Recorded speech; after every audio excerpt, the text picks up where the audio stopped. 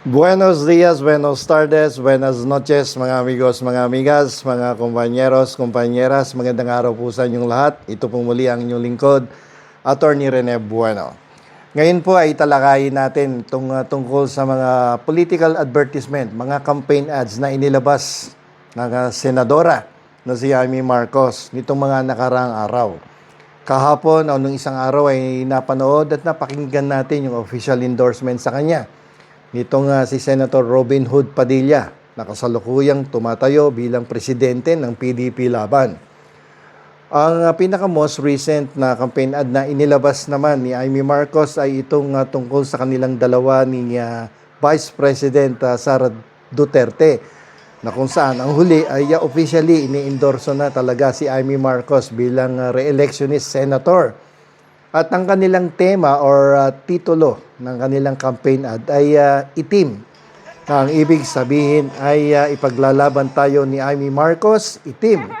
At Inday Trust Amy Marcos. At kung mapapansin po ninyo, yung campaign ad nila ay walang malinaw na plataforma de gobyerno. Walang mensahe na kung paano mapapaganda ang katayuan ng pamumuhay sa ating bansa at kung ano yung kanilang pwedeng ma-contribute just in case magkakaroon ng re-election itong si Amy Marcos. Ang naging sentro ng kanilang advertisement ay puro paninira. No? Hindi masamang pumuna, hindi masamang mag-criticize sa administrasyon ni Bongbong, provided it should be constructive criticism.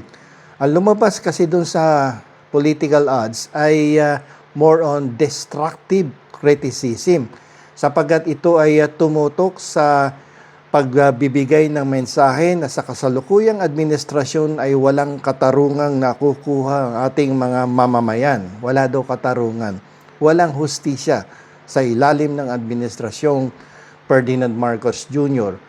At ang patuloy na pagbaba ng poverty level, patuloy ang kahirapan, patuloy na walang makain ng mga Pilipino under the present leadership. At ang mga kalaban ng kasalukuyang administrasyon ay hindi tinatrato ng mahusay or pantay sa ibang mga politiko. So kapag hindi ka daw kaalyado ay talagang gigipitin ka ng kasalukuyang administrasyon. So, puro banat, puro atake ang ginawa ng nasabing campaign ad nitong si Senator Amy Marcos. Hindi natin malaman kung saan nanggagaling ang ating senadora na si Amy Marcos. At kung ikaw ay lalagay sa gitna at pakikinggan mong mabuti ang kanyang mga sinasabi at ang kanyang mga ikinilos at behavior ng mga nakarang linggo at ng mga nakarang araw, ay mapapangiti ka na lang, matatawa ka na lamang dahil mukhang walang basihan ang sinasabi ng nasabing senadora. At itong yung official endorsement sa kanya ng dalawang political figure na to, lalong-lalo na si Robin Hood Padilla na presidente ng PDP Laban, na kasalukuyang ang chairman naman ay si Rodrigo Roa Duterte. At ito din si Sara ay identified na din dyan sa PDP Laban. Ay kumpirmasyon ito, no, na ang ating senadora na si Amy Marcos at kapatid ng Pangulong Marcos ay officially ay sumasanib na sa opposition group, no? At dahil dito, yan ay magbibigay ng isang complex issue or komplikadong usapin pagdating sa pamilya, pagdating sa politika, at sa mga ibang bagay pa na may kinalaman sa pagpapatakbo, pamamahala ng ating gobyerno. At dahil dito, dapat kumilos ang ating Pangulong Ferdinand Marcos. Dahil hindi lamang isyong pampamilya, hindi lamang isyong pampolitika, kundi kasama na dito yung usapin tungkol sa international law. Dahil kung mapapansin nyo, lalong nagpuputak itong si Amy Marcos nung naaresto itong si Rodrigo Roa Duterte. At ang kanyang isinisigaw ay illegal daw yung pagkakaaresto kay Rodrigo Roa Duterte at hindi daw talaga nabigyan ng benepisyo ng isang due process, no? At hanggang dumating nga sa hearing dyan sa Senado na paulit-ulit na kanyang tinatanong kung bakit hindi nagkaroon ng due process, illegal yung arrest ng dating Pangulo at hindi na binigyan ng konsiderasyon ang dating Pangulo sapagkat ito ay matanda na at may nararamdaman na sa kanyang katawan, no? May karamdaman na ang dating Pangulo. Pero hindi yun yung usapin eh. Ang usapin dito ay yung pagkamatay ng 30,000 tao na pinagbintangang mga drug users, drug pushers, no, drug lords. Yung maaari yung iba no ay totoo pero ganun pa man, no, kinakailangan na kung ikaw ay akusado, dapat you must be given a day in court.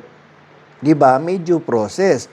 So matatawa ka din ulit talaga dahil yung ninangangaw nilang due process ay yun yung isang bagay na hindi naibigay ng nakaraang administrasyon. Yung kanilang mga isinisigaw na kawalan ng katarungan sa kasalukuyang administrasyon ay mga sitwasyon na nangyari din noong nakaraang administrasyon ni Rodrigo Roa Duterte. Ang kahirapan at kawalan ng sapat na hanap buhay sa ating bansa na isinisigaw din nila at binibintang sa kasalukuyang administrasyon ay nangyari din naman talaga at nag-umpisa nung nakaraang administrasyon. In fact, ako bilang isang negosyante, aside from being a lawyer, ay naramdaman ko yung hirap ng negosyo nung panahon ni Rodrigo Roa Duterte. Talaga namang bumaksak talaga, no, na kumpara sa previous administration, in fairness, sa panahon ni Gloria Macapagal Arroyo at sa panahon ni President Noynoy Aquino. Napakalayo.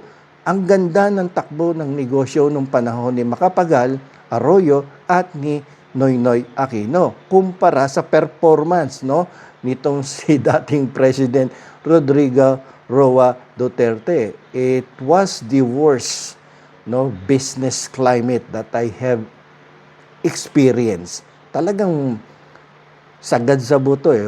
Walang business opportunity during his time. Baksak na baksak talaga. So, itong nginangawa ni Amy Marcos at nitong si Vice President Sara Duterte ay walang basihan.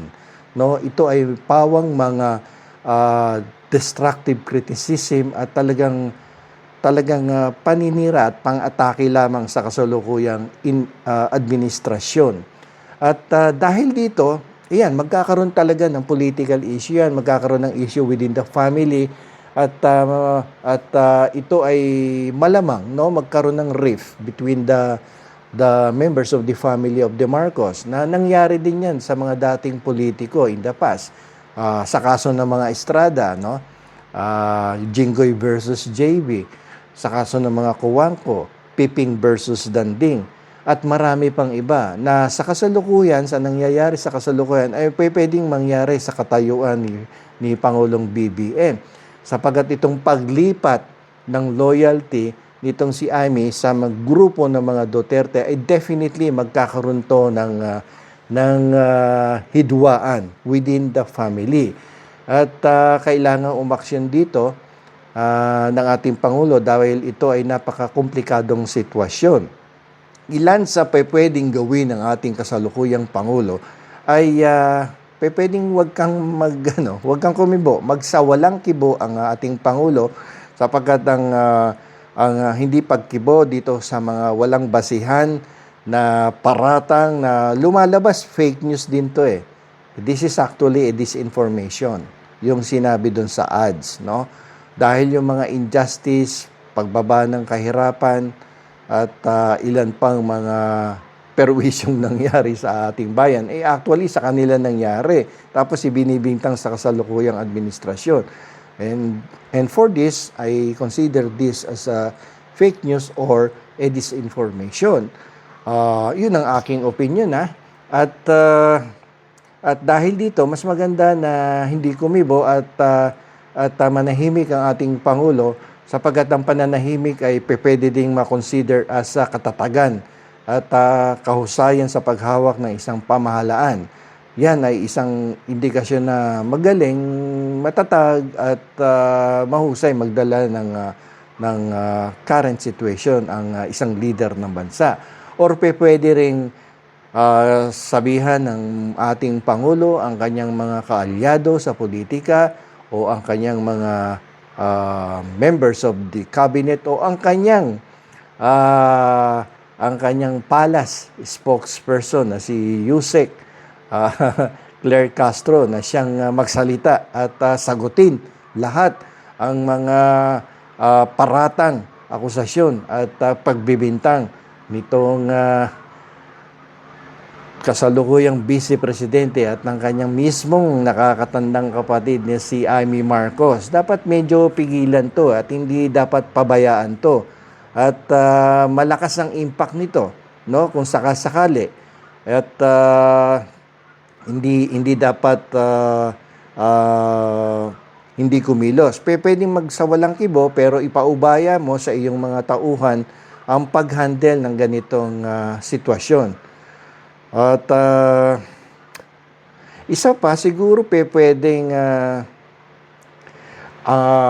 while the other members of the cabinet, political allies, pati itong kanyang spokesperson, ang siyang umaatake sa pagsagot doon sa mga kritisismo na ginagawa ng kanyang mga kalaban sa politika, ay ipagpatuloy na lang ng ating Pangulo ang kanyang trabaho at pagpapatupad ng mga different economic programs ng ating pamahalaan at huwag magpagambala sa mga tirada or mga akusasyon na ibinabato sa kanya ng kanyang mga kalaban.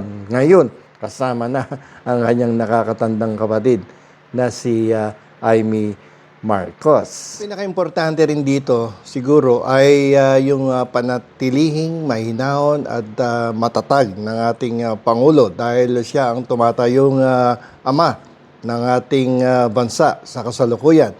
And instead, he must focus on the different economic programs na ini-implement niya ngayon at ito ay kanyang ipakita sa ating taong bayan kung ano na yung naumpisahan, ano na yung na-accomplish at ano pa yung mga future plans ng ating pamahalaan sa kasalukuyang administrasyon. And yung mga atake sa kanya ng kanyang mga kalaban sa politika ay kinakailangang hayaan niya yung kanyang mga soldiers, no, to do the defense, no, and the counterattacks, no. Dapat may naka-assign dyan na mga opisyales to do the job of handling this complex situation and do the counterattacks against his political opponents.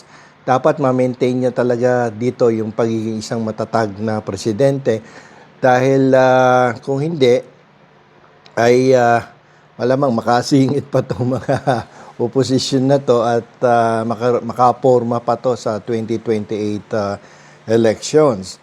At siguro hanggang dito na lamang, no? At yun ngang itim na yan na commercial ad ay maaring magbigay ng komplikadong sitwasyon para sa presidente, sa kanyang pamilya at sa kanyang mga future political plans. And it must be addressed, no, immediately, not necessarily that he needs to speak about this recent political negative ads, no, being promoted by his own sister. At let your soldiers do the job and the counter attacks. So hanggang dito na lamang po. Ito pang muli ang inyong lingkod, Attorney Rene Bueno.